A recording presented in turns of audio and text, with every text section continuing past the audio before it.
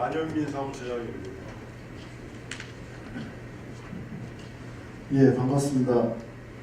현재는 그 사단법인 평화의 길 사무처장으로 활동하고 있고요.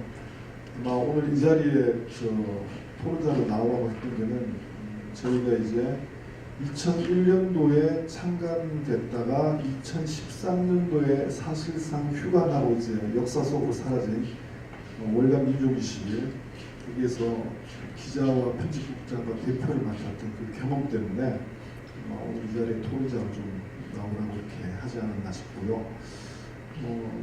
저희 민족 21이 사실상 남북 간의 단일 언론사로는 최초의 교류 협력 관계를 북측의 통일신고 관계를 맺고, 그걸 통해서 남측 통일부에도 남북 협력 사업자 승인을 받았습니다. 그래서 협력 사업자로 통일신고와 꾸준히 관계를 맺으면서 방북 취재 그리고 기사를 제공받고, 물론 이제 모든 과정들이 통일부의 어떤 승인 절차에 따라서 진행됐지만은 그런 이제 경험들을 쭉 가지고 활동을 해왔습니다. 그러다가 저희 정권이 이명박 정부로 바뀌고 나서 2008년도 10월달에 저희가 마지막으로 방북 취재를 했고, 그 전에 이제 매년 한 서너 차례 정도 방북 취재를 꾸준히 진행을 해왔는데, 2008년 10월에 마지막으로 방북 취재를 했고, 그 뒤로 2009년부터는 북에서는 계속 이제 취재를 하고 초청장이 계속 날라오는데, 통일부에다가 이제 승인 요청을 하면은 승인도 아니고 불허도 아니고 그냥 아무런 답변이 없는 거예요. 반려하는 것도 아니고 어떻게 하라는 거 없이. 그래서 어쨌든 저희가 취재를 못 갔죠. 못 갔고, 다들 혹시 아실지 모르겠는데 2011년도에는 북의 정찰총국 지령받아 선전 활동하는 이제 종북 매체단한 이런 이제 조선일보의 낙인을 이렇게 받는 그런 이제 사건들이 있었죠. 소위 얘기한 민족 21의 편집 주간과 편집국장이 간첩 혐의로 국정원의 수사를 받는 그런 이제 일들이 있었고요. 근데 그 부분은 나중에 편집 주간이었던 저는 이제 개인적으로 북측의 조선신보와 총련 관계자를 만나고, 북의 이제 민화협 관계자를 만나는 것들이 일부 정부에 이제 보고되지 않았던 그런 부분이 있다 해가지고 회합통신으로 이제 7년간 재판을 받고 2018년도에 이제 재판이 끝이 났고요. 1년 2월에 집행유예 3년을 끝이 났고, 저희 편집국장은 몇 차례 이제 국정원에 수사를 받다가 그냥 흐지부지 됐습니다. 그 사람 아무런 그런 부분이 없이 기소도 되지 않은 상태에서 그렇게 흐지부지 됐고요.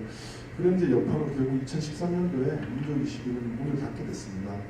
민족 21 문을 닫게 된 과정에서 참 이제 안타깝고 아쉬웠던 부분들은, 물론 저희 다음에 이제 통일뉴스가 북측이 이제 우리 민족끼리 인터넷 사이트, 인터넷 매체끼리 이제 교육 협력 관계를 맺고, 또 기사를 서로 이제 제공받고 방북취를 하는 이런 이제 경험들을 다시 만들어 나갔는데, 비록 이제 아주 작은 이제 월간지 잡지사였지만은 지속적으로 오랜 기간 북측하고 언론 매체로서 이제 협력 사업을 해왔던 그 경험들이 이제 그 뒤로 이제 단절되었다. 현재는 그런 형태로 북측과 교류 협력 관계를 맺고 언론 교류를 하고 있는, 현재는 이제 매체가 고대 매체든 중소 매체든 존재하지 않는 그런 형태로 알고 있습니다. 그래서 그런 이제 경험들이 역사 속으로 이제 사장되어 버린 부분들이 좀 많이 안타깝다. 그래서 문재인 정부 시절에 많이 기대를 했죠.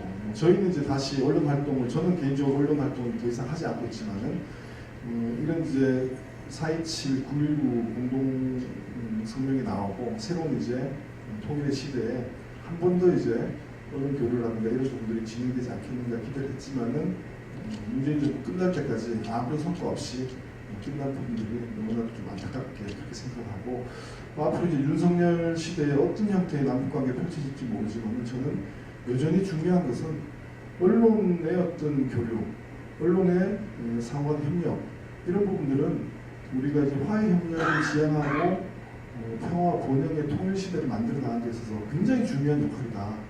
이건 어떤 형태든 간에 계속 시도되고 또 도전해야 될 우리 과제가 아니겠는가 이런 생각이 좀 들고요.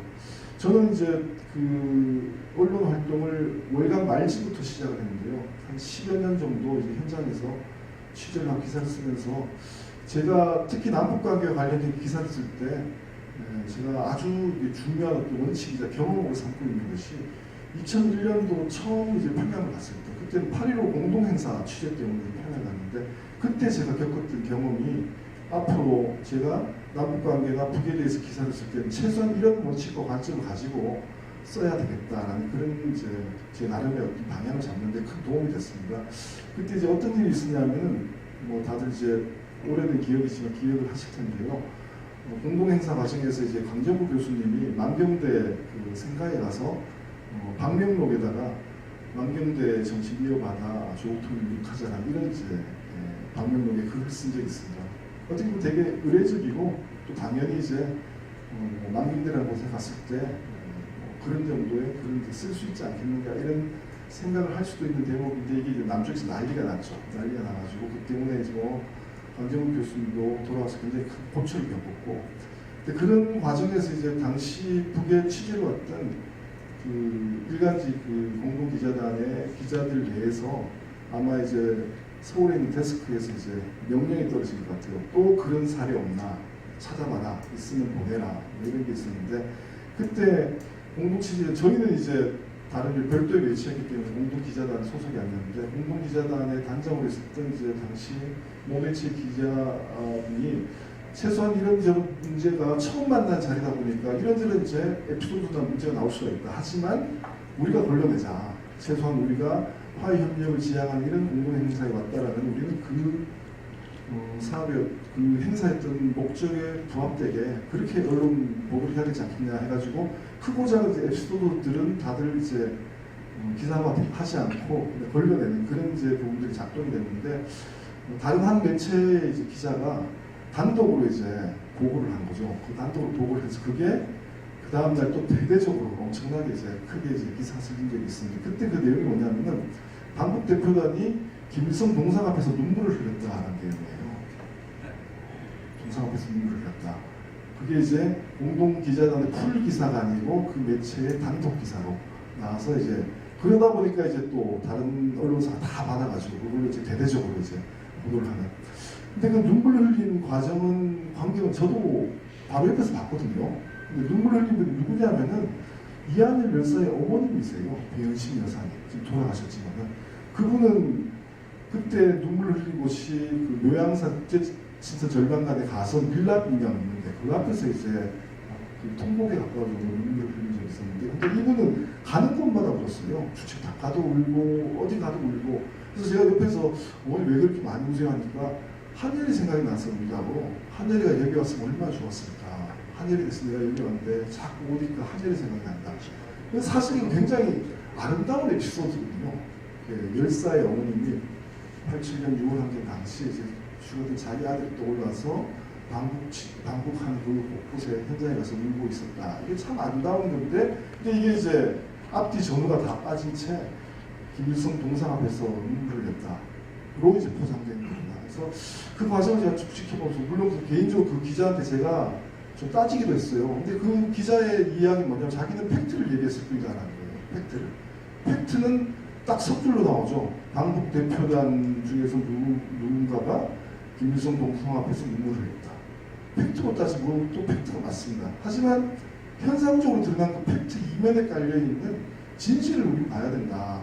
근데 그동안의 남북관계나 북에 대한 보도에서 우리는 이 부분을 놓치고 있었던 것이 아니냐. 드러나있는 팩트. 저는 뭐 이렇게 인터넷이 공개가 되고 방송이 공개가 된다. 남쪽이 개방이 된다. 저 그게 본질이라고 생각하지 않습니다. 개방되어도 그 현상에 드러나 있는 모습을 보고 얼마든지 반북적인 반통일적인 그런 이제 보도를 할 수 있거든요. 중요한 것은 그 현상을 바라보고 그것을 어떤 관점과 자세를 받아들여서 어떻게 풀어내느냐. 저 그것이 통일을 지향하는 통일 언론인이 가져야 될 기본적인 자세가 아니겠느냐라는 생각을 그때 저는 했습니다. 그래서 그 뒤로 저희는 어쨌든 민족이슈를 취재를 하면서 가급적이면은 화해 지향적으로 통일 지향적으로 보도를 하자. 우리가 가서 현장에서 본 북의 부정적인 모습, 어두운 모습, 가급적이면 걸러내자. 그건 뭐 다른 데서도 많이 보도하는데 그럼 우리가 그것까지 보도할 필요가 있냐? 가급적이면 통일에 도움되는 방향으로 보도하자.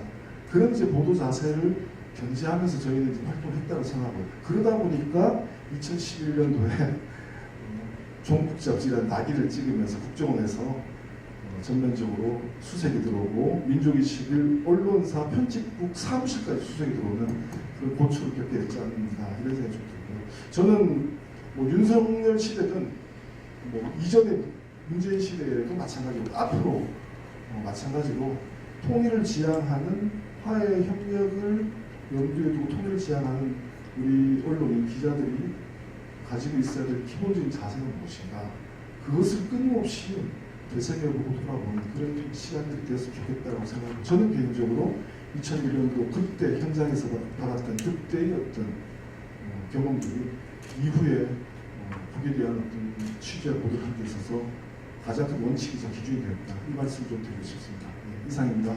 예.